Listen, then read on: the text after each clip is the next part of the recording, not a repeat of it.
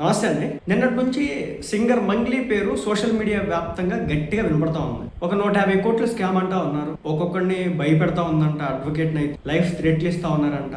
దీంట్లో ఇటీవల ఏదో రాంబాయ్ అనే ఏదో తెలంగాణ సినిమా ఏదో వచ్చింది కదా, రాజు వెడ్స్ రాంబాయ్ అని. ఆ సినిమాకి సంబంధించినటువంటి మరి ప్రొడ్యూసర్ ఎవరు, డైరెక్టర్ వేణు ఊడుగల అంట. అలాగే ఈ సింగర్ మంగ్లీ యొక్క బ్రదర్ అంట. వీళ్ళంతా కలిసి ఒక 150 కోట్లకి ఏదో పెట్టారంట. దీంతో ఒక్కసారిగా ఈమె మీద కేసులు పెట్టడం కూడా జరిగింది. ఒకప్పుడు ఏమీ లేదు, పాటలు పాడుకునేది, షోలకు వెళ్ళేది, రంజింపజేసింది, వీడియోలు షూట్ చేసుకుంది, పేరు సంపాదించుకుంది. చివరాఖరికి ఆ పుష్ప తర్వాత ఒక మంచి ఊపు వచ్చింది లైఫ్లో. పాటలకి గాను లైఫ్ ఒక టర్న్ అనేది తీసుకుంది. బాలీవుడ్ లో కూడా కొన్ని సాంగ్స్ పాడింది. చివరాఖరికి ఒక స్కామర్ దాదాపు 150 కోట్ల రూపాయలు 150 మందికి టోకరా పెట్టింది అన్నట్లుగా వార్త యొక్క సారాంశం సోషల్ మీడియాలో వైరల్ అవుతా ఉంది. అసలు ఏం జరుగుతూ ఉంది ఇప్పుడు చెప్తా చూడండి. బేసిక్ గా మంగ్లీ బ్రదర్ శివ, మంగ్లీ తమ్ముడు, అలాగే వీళ్ళలో main character Ramavath Madhu, number 2 Paldiya Bharat Chauhan, next Paldiya Shailaja Chauhan. So వీళ్ళ 5గురు వచ్చేసి మెయిన్ క్యారెక్టర్లు అనమాట.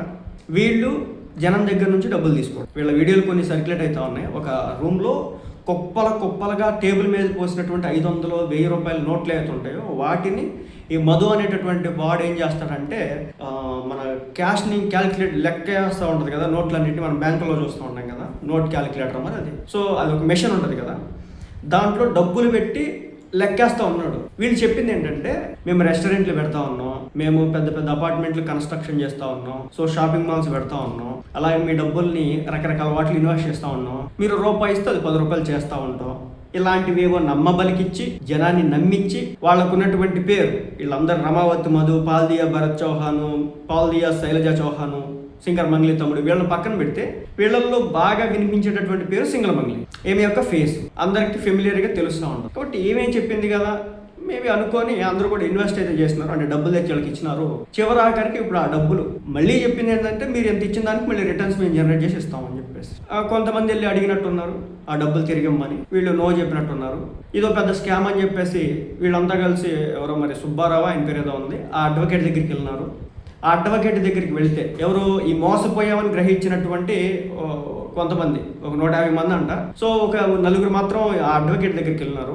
వాళ్ళు ఇచ్చిందే 10 కోట్ల రూపాయల దగ్గరికి అంట. ఈ అడ్వకేట్ ఎవరైతే ఉన్నారో ఈయన ఫోన్ చేశాడంట సింగర్ మంగ్లీకి. ఎలా ఫోన్ చేసినాడు, ఒక మ్యూజిక్ డైరెక్టర్ తెలిస్తే, మంగ్లీకి తెలిసిన మ్యూజిక్ డైరెక్టర్కి అతని దగ్గర నుంచి నంబర్ తీసుకొని ఈ అడ్వకేట్ ఎవరైతే ఉన్నారో ఈయన వచ్చేసి మంగ్లీకి ఫోన్ చేసినాడు. ఏమంటే మీరు ఈ విధంగా చేశారంట కదా, 150 కోట్లు ఏదో తీసుకున్నారంట కదా, మా క్లయింట్స్ వచ్చి కొంతమంది అడిగారు, మాకు 10 కోట్లు వాళ్ళ దగ్గర నుంచి తీసుకున్నారంట. సో దానికి సంబంధించి మీరు ఏం చెప్తారు, మా దగ్గర డాక్యుమెంట్స్ ఉన్నాయి, సో మీరు డబ్బులు తీసుకుంది మా దగ్గర ఉంది, మరి దీనికి సంబంధించి మీరు ఏం చెప్తారని చెప్పేసి సదరు అడ్వకేట్ మంగ్లీని అడగ్గా మంగ్లీ దుర్భాషలాడిందంట. ఆయన కేసు పెట్టినాడు. కేసు దానికి సంబంధించినటువంటిది ఏదైతే ఎఫ్ఐఆర్ కాపీ ఉంటుందో నమోదైంది. ఎఫ్ఐఆర్ కాపీలో ఇవన్నీ కూడా రాసినాడు. ఈ విధంగా నేను మంగ్లీకి ఫోన్ చేస్తాను, మంగ్లీ దుర్భాషలాడింది. తర్వాత ఇతను ఏం చేస్తున్నాడు, ఎవరైతే అడ్వకేట్ ఉన్నారో నన్ను దుర్భాషలాడింది కాబట్టి నేను తీసుకెళ్లి దీనికి సంబంధించి పోలీస్ స్టేషన్లో మాట్లాడుకుందాం అని చెప్పేసి కంప్లైంట్ ఇచ్చి, ఈ విషయం ఆ పార్టీకి తెలుసు, ఎవరు మంగ్లీ వాళ్ళకి తెలుసు. దాంతో మంగ్లీ వాళ్ళు వచ్చేసి రాజీకి వచ్చి మంగ్లీ ఎవరైతే అడ్వకేట్ ఉన్నారో ఆయనతో పాటు ఆయన క్లయింట్స్ కూడా పిలిపించుకొని మాట్లాడినారు. మీకు ఎంత కావాలి, మీరు ఈ కేసు నుంచి నా పేరు అంటే మంగ్లీ పేరు, నా బ్రదర్ పేరు మీరు దీంట్లో ఇంక్లూడ్ చేయొద్దు, మీరు ఎక్కడ కూడా మమ్మల్ని తీసుకురావద్దు, దానికి అలా తీసుకురాకుండా ఉండాలంటే కనుక మేము ఎంత ఇవ్వాలి, ఏం చేస్తే మమ్మల్ని దీని నుంచి దూరం చేస్తారు, అంటే ఈ కేసులో లేకుండా మమ్మల్ని చేస్తారు, మా పేర్లు తీసుకురాకుండా ఉంటారు అనేది ఈయనతో బేరవాడే ప్రయత్నం అయితే చేసినాం. ఇలాంటి క్రమంలోనే ఆయన ఒప్పుకోలేదు. ఆ తర్వాత ఇప్పుడు ఏదో రాజు వెడ్స్ రాంబాయ్ అని చెప్పేసి ఏదో సినిమా చేశారంట, ఇటీవల అది హిట్ అయిందంట. అది తెలంగాణ వాళ్ళు, మనకి పెద్ద ఐడియా లేదు.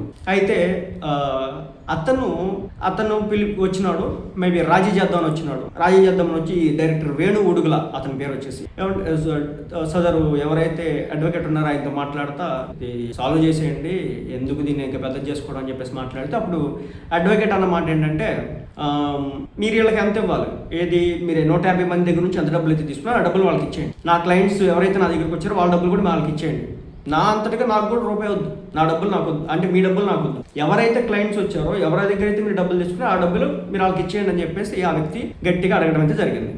దాంతో అక్కడ క్రోపోద్రిక్తురాలైనటువంటి మంగ్లీ మళ్ళీ మరోసారి సదరు అడ్వకేట్ మీద, మేబీ ఆయన పేరు సుబ్బారావు ఏదో ఉంది, ఆయన మీద దుర్భాషలాడు ఆడడం అయితే జరిగిందనమాట. అదే విషయం ఆయన దాంట్లో కూడా రాసుకొచ్చున్నాడు. తీసుకున్నటువంటి 150 కోట్లు అడిగితే శవం కూడా దొరకకుండా చేస్తామని చెప్పేసి ఈ విధంగా నన్ను అన్నారని చెప్పేసి ఆయన దాంట్లో రాయడం అయితే జరిగింది, అడ్వకేట్ సుబ్బారావు గారు. అంటే డబ్బులు ఇమ్మని అడగడానికి కూడా అడిగినందుకు ఆయన మాట అన్నారంట. సో దాంతో ఆయన కేసు పెట్టడం అయితే జరిగిందనమాట. ఇది ఓవరాల్గా. దీంట్లో ముఖ్యంగా వచ్చేసి మెయిన్ అక్యూజ్డ్ ఏమన్నా రమావత్ మధు, తర్వాత పాల్దియా భరత్ చౌహాన్, మూడో పేరు వచ్చేసి పాల్దియా శైలజ చౌహాన్, నాలుగో పేరు వచ్చేసి సింగర్ మంగ్లీ తమ్ముడు మరి శివ అనుకుంటా అతని పేరు, చివరిగా సింగర్ మంగ్లీ. ఈయన పేరు వచ్చేసి సత్యవతి ఏదో ఉంది, ఆయన పేరు సత్యవతి రాథోడ్ అనుకుంటా, సత్యవతి. సో ఇలా వీళ్ళ 5గురి మీద సదర్ అడ్వకేట్ కేసు పెట్టడం జరిగింది. అలాగే ఈ అడ్వకేట్ దగ్గరికి చాలా మంది వస్తున్నారు అన్నమాట, వచ్చి కంప్లైంట్లు ఇస్తూ ఉన్నారు. ఇది గొడవ ఓవరాల్గా. ఈ 150 కోట్లకు సంబంధించిన పంచాయతీ ఇది. సో జనం ఎంత ఎర్రి పప్పలో మనం దీన్ని బట్టి అర్థం చేసుకో. ముక్కు మొహం తెలియదు మనకి, పాటలు పాడుకుంటూ ఉంటారు, డ్యాన్స్లు వేసుకుంటూ ఉంటారు, సినిమా షోల్లో కనిపిస్తూ ఉంటారు. అలా తెలిసినంత మాత్రాన వాళ్ళు ఏమన్నా పైనుంచి దిగొచ్చినారే, మీరు కష్టపడి సంపాదించుకున్నటువంటి డబ్బుని ఎవడికి పడితే వాడికి ఇచ్చుకుంటూ ఉంటారు. అసలు 1 to 10 ఈ రేషియోలో డబ్బులు ఎవరు రిటర్న్ జనరేట్ చేస్తాడు? 1:2, 1:3 కొట్టడానికే చాలా ఇబ్బంది మార్కెట్లో. 7 to 8, 9% వస్తే గొప్ప, 9% రిటర్న్ జనరేట్ చేస్తే గొప్ప, లేదు హార్డ్లీ 12% రిటర్న్ అనుకుంటే గొప్ప. మనకి 1 to 10 కావాలి. మనం కోటి పెడితే సంవత్సరానికి 10 కోట్లు అవ్వాలి. ఇలాంటి ఎర్రిపప్ప ఆలోచనలు ఉంటే ఇది ఇలాంటి వాళ్ళే తొలుగుతాం. ఇలాంటి ఎర్రిపప్ప ఎక్కడ వస్తాయి చెప్పండి? బ్యాంక్ కూడా ఎందుకు ఇవ్వట్లేదు మీకు 1:10 రేషియోలో? మీరు పెట్టిన లక్ష ఒక సంవత్సరానికి ఇస్తాడా? ఎక్కడ తెచ్చిస్తాడు మీకు? ₹2 వడ్డీ అనుకుందాం.